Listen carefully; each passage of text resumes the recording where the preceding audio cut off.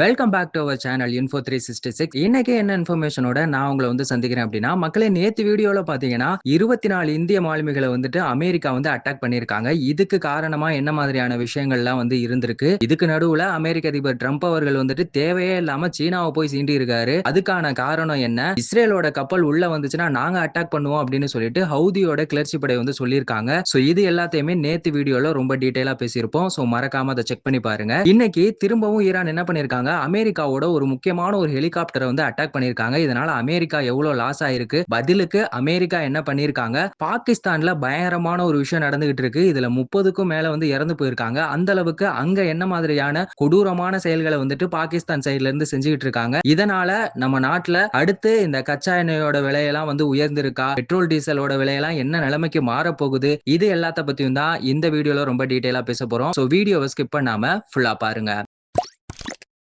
America, Israel, Iran இவங்களுக்குள்ள நடந்துகிட்டு இருக்க இந்த போர் அப்படிங்கிறது இப்ப கடந்த ஒரு வாரமா ரொம்பவே தீவிரமா போயிட்டு இருக்கு அப்படின்னு தான் சொல்லணும். ஸ்டார்டிங்ல பாத்தீங்கன்னா அமெரிக்காவுக்கும் ஈரானுக்கும் நடுவுல போர் நடந்துட்டு இருந்துச்சு. அதுக்கப்புறமா அது இஸ்ரேல் ஈரான் அப்படின்னு சொல்லி மாறுச்சு. இப்ப திரும்பவும் அமெரிக்கா ஈரான் அப்படிங்கிற மாதிரியான ஒரு மாற்றமா தான் வந்திருக்கு. சரி, ஓகே, எதுக்காக இப்ப ஈரான் அமெரிக்காவை அட்டாக் பண்ணிருக்காங்க அப்படிங்கறத ஃபர்ஸ்ட் தெரிஞ்சுக்கலாம். ஈரான் என்ன பண்றாங்க, ஸ்ட்ரைட் ஆஃப் ஹார்மோஸ்ல இருந்து எண்ணெய் கப்பல்கள் எல்லாம் ஏத்திட்டு போய் மத்த நாடுகளுக்கு கொண்டு போறத அமெரிக்கா தடுக்கிறாங்க. ரோந்து பணியில எப்பவுமே ஈரானை வேவு பார்த்துட்டே இருக்காங்க. அதுக்காக அமெரிக்கா ஒரு ஹெலிகாப்டர் ஒன்னு யூஸ் பண்றாங்க. அந்த ஹெலிகாப்டரோட பேர் என்ன அப்படின்னு சொல்லி பாத்தீங்கன்னா அப்பாச்சி. அந்த ஹெலிகாப்டரை தான் என்ன பண்ணிருக்காங்கன்னா ஈரான் இப்போ சுட்டு வீழ்த்தி இருக்காங்க. சரி, ஓகே, இத பத்தி டீடைலா கொஞ்சம் தெரிஞ்சுக்கலாம். இந்த அப்பாச்சி அப்படிங்கிற ஹெலிகாப்டர் அப்படிங்கிறது சாதாரணமானது கிடையாது. இது ரொம்பவே ஸ்பெஷலான ஒரு விஷயம் அப்படின்னு சொல்லலாம். ஏன்னா இது எவ்வளவு பெரிய இருட்டா இருந்தாலும் சரி, பனிமூட்டமா இருந்தாலும் சரி, அங்கேயும் கூட நம்மளால டார்கெட் பண்ணி அதுவும் 30 செகண்ட்ல அதோட சோழியை முடிச்சிற அளவுக்கு ரொம்பவே ஸ்பெஷலான ஒரு விஷயம். இந்த ஹெலிகாப்டரோட காஸ்ட் அப்படிங்கிறது பாத்தீங்கன்னா ஒரு 280 கோடி இருக்கும். ஆனா அதுல யூஸ் பண்ற அதிநவீனமான ஏவுகணையா இருக்கட்டும், இல்ல ரேடாரா இருக்கட்டும், இல்ல ட்ரோன்கள், அங்க யூஸ் பண்ற வெப்பன்கள், அங்க இருக்க விமானிகளுக்கு ட்ரைனிங் கொடுக்கிறதுக்கு அவங்க வச்சிருக்க உபகரணங்கள், இந்த மாதிரி எல்லாத்தையுமே சேர்த்தோம் அப்படின்னு சொல்லி பாத்தீங்கன்னா இந்த ஹெலிகாப்டரோட மொத்த செலவு அப்படிங்கிறது 1200 கோடி வரும். அப்படிப்பட்ட ஒரு ஹெலிகாப்டரை தான் என்ன பண்ணிருக்காங்கன்னா இப்ப ஈரான் அட்டாக் பண்ணிருக்காங்க. சரி, ஓகே, இதுக்காக ஈரான் சைடுல இருந்து என்ன மாதிரியான விஷயங்களை யூஸ் பண்ணிருக்காங்க அப்படின்னு சொல்லி பார்த்தோம்னா, அது ஷாஹித் அப்படின்னு சொல்லக்கூடிய ஒரு தற்கொலை படை ட்ரோனை தான் யூஸ் பண்ணிருக்காங்க.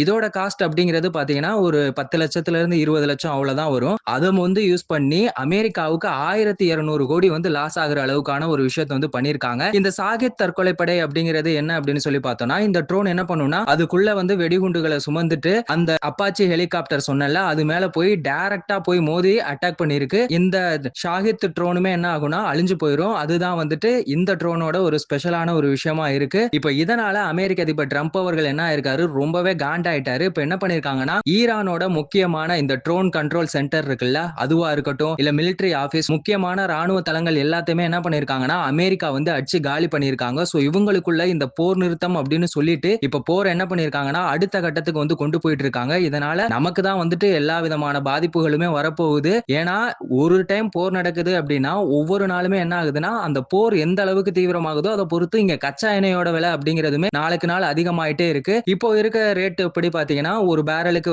ரேட் $88 இருக்கு. இது இப்படியே கண்டினியூ ஆச்சு அப்படின்னா 100 தொடுறதுக்கு கூட சான்சஸ் இருக்கு அப்படின்னு சொல்றாங்க. பெட்ரோல் டீசலோட விலையுமே பாத்தீங்கன்னா $3 இருந்து $6 அளவுக்கு ஏறக்கூடிய ஒரு நிலைமையில தான் இருக்கு அப்படின்னு சொல்லிட்டு இந்த எரிபொருள் தகவல் நிர்வாகம் சார்பா அவங்க சைடுல இருந்து ஒரு வார்னிங்கே கொடுத்திருக்காங்க அப்படிங்கிற மாதிரியான விஷயங்கள் தான் சொல்லிட்டு இருக்காங்க. சரி, ஓகே, இது ஒரு பக்கம் இருக்க பாகிஸ்தான் என்ன பண்ணிருக்காங்க அப்படின்னா காஷ்மீரோட ஒரு பகுதியை பயங்கரமா கொடூரமா தாக்குதல் பண்ணிட்டு இருக்காங்க. சரி, ஓகே, இது எங்க இருந்து ஆரம்பிச்சிச்சு அப்படிங்கறத ஃபர்ஸ்ட் தெரிஞ்சுக்கலாம். 1947 நமக்கு சுதந்திரம் கிடைச்சதுக்கு அப்புறமா நமக்கு சொந்தமான காஷ்மீர்ல ஒரு பகுதியை மட்டும் அதை என்ன சொல்லுவாங்க அப்படின்னா POK அப்படின்னு சொல்லுவாங்க, பாகிஸ்தான் ஆக்குபைட் காஷ்மீர், அதாவது பாகிஸ்தான் ஆக்கிரமிப்பு காஷ்மீர். அந்த ஒரு பகுதியை என்ன பண்ணிருக்காங்கன்னா அத்துமீறி பாகிஸ்தானோட ராணுவம் என்ன பண்ணிட்டாங்கன்னா அவங்களோட கண்ட்ரோலுக்குள்ள எடுத்துட்டு வந்துட்டாங்க. ஆனா இன்னைக்கு வரைக்குமே அது உலக வரைபடத்துல நமக்கு சொந்தமான ஒரு இடமா தான் இருக்கு. சோ அதுல எந்த ஒரு பிரிவுமே இல்லாம தான் இருக்கு. ஆனா அப்படிப்பட்ட ஒரு பகுதியை என்ன பண்ணிருக்காங்கன்னா பாகிஸ்தான் அவங்களோட கண்ட்ரோல்ல வச்சிருக்காங்க. இந்த போரால பாகிஸ்தானோட நிலைமை அப்படிங்கிறது ரொம்பவே மோசமா இருக்கு. அங்க அடிப்படை வசதிகள் எதுவுமே இல்ல. குடிநீர் வசதிகள் கிடையாது, மின்சார வசதிகள் கிடையாது, சாப்பிடுற வசதிகள் கிடையாது. பாகிஸ்தான்ல இருக்க மக்கள் ரொம்பவே கஷ்டப்பட்டுட்டு இருக்காங்க. ஆனா இப்ப பாகிஸ்தான் என்ன பண்ணிருக்காங்கன்னா காஷ்மீரோட அந்த ஒரு பகுதி அவங்களோட கண்ட்ரோல்ல இருக்க அந்த ஒரு பகுதிக்கு என்ன பண்றாங்கன்னா இந்த மின் கட்டணம் அப்படிங்கறதெல்லாம் தாறுமாறா ஏத்தி வச்சிட்டாங்க. அவங்களோட சாப்பாட்டுக்கு அவங்க யூஸ் பண்ணிட்டு இருக்க கோதுமையோட ரேட் எல்லாத்தையுமே அதிகமா தீவிரமாக்கிட்டாங்க. இதெல்லாம் வந்துட்டு ரொம்பவே அராஜகம் அப்படின்னு சொல்லி அதை தட்டி கேட்கறதுக்காக அங்க வந்து ஜேஏஏசி அப்படிங்கிற ஒரு கூட்டணி அமைப்பு இருக்கு. இது எந்த ஒரு அரசியல் சார்ந்த ஒரு கூட்டணியோ எதுவுமே கிடையாது. இது மக்களுக்கானது.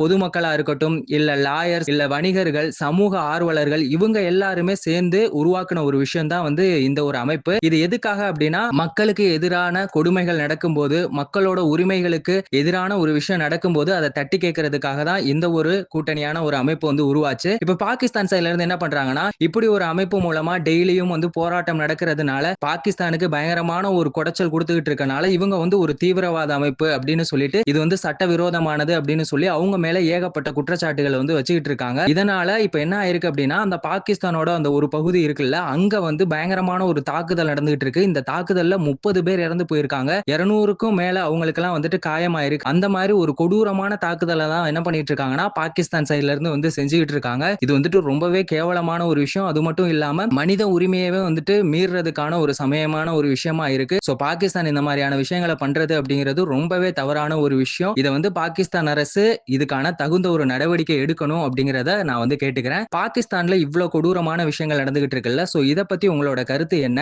ஈரான், அமெரிக்கா, இஸ்ரேல் இவங்க வந்து மாத்தி மாத்தி அட்டாக் பண்ணிட்டே இருக்காங்களே, இத பத்தின உங்களோட ஒப்பீனியன் என்ன? மறக்காம கமெண்ட் செக்ஷன்ல சொல்லுங்க. இந்த மாதிரி எந்த ஒரு இன்ஃபர்மேஷனா இருந்தாலும் அதை வந்து ரொம்ப ஈஸியா டீடைலா அதுவும் 10 நிமிஷத்துல தெரிஞ்சுக்கணும் அப்படின்னா நம்ம சேனலை மறக்காம சப்ஸ்கிரைப் பண்ணுங்க. உங்க ஃப்ரெண்ட்ஸுக்கு ஷேர் பண்ணி சப்போர்ட் பண்ணுங்க. வேறொரு வீடியோல வேறொரு இன்ஃபர்மேஷன்ல திரும்பவும் சந்திக்கலாம்.